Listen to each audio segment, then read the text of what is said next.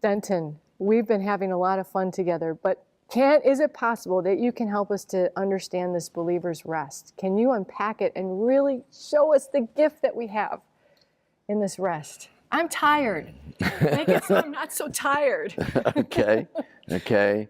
Well, it's amazing how God so clearly wants to speak to us if we'll just listen. Okay. And the writer of Hebrews again, in chapter 4, verse 10, gives us just an amazing direct statement.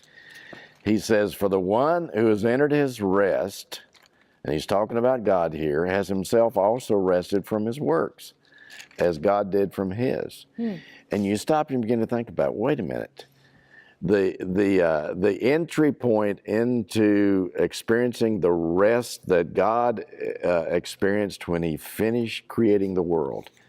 And his comment back there in Genesis was that it's good.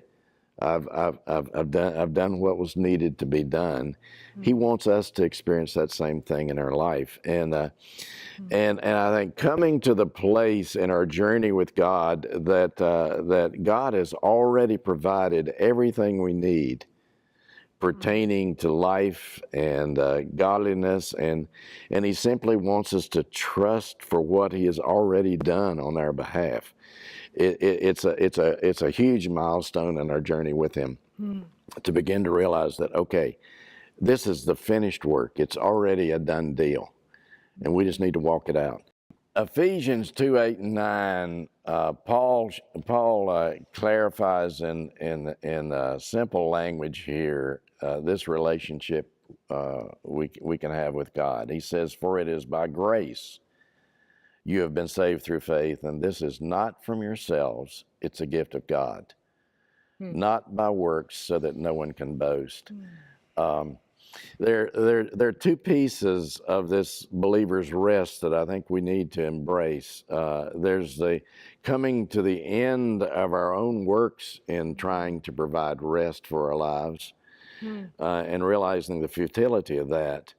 But it's also about actively showing dependence and trust in God's finished work in our behalf in Christ. So it's not complete unless both of those pieces are involved, a turning from and a turning to. And so we see in the expectations we put on children many times, this whole thing being illustrated. I think back of my parenting skills and how impatient I was many times with our kids, expecting them to be perfect, to do everything right, to don't they understand this is what they're supposed to do? And it's sad, but so many situations are that way today, where we say, well, that's ridiculous. How could we fall into this trap of expecting things out of somebody else the way we do? And yet, this is exactly what we've done with God. And we begin to put expectations in our view of God on ourselves that he never intended for us to meet. And so he wants us to see the significance of a relationship that is void of our performance to somehow attain it. Wow. Thank you for helping us to understand this rest. I'm getting less tired as we talk about it. And the reality is, it's not about my works. It's not about striving to earn that love. As a matter of fact, Jesus says, "Take my yoke upon you, for my yoke is easy and my burden is light."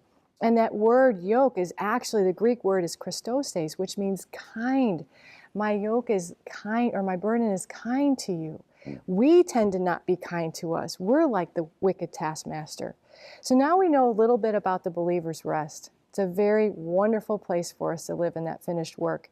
In the next segment, just like we did in the Old Testament, we're going to look at obedience and how that fits into the believer's rest.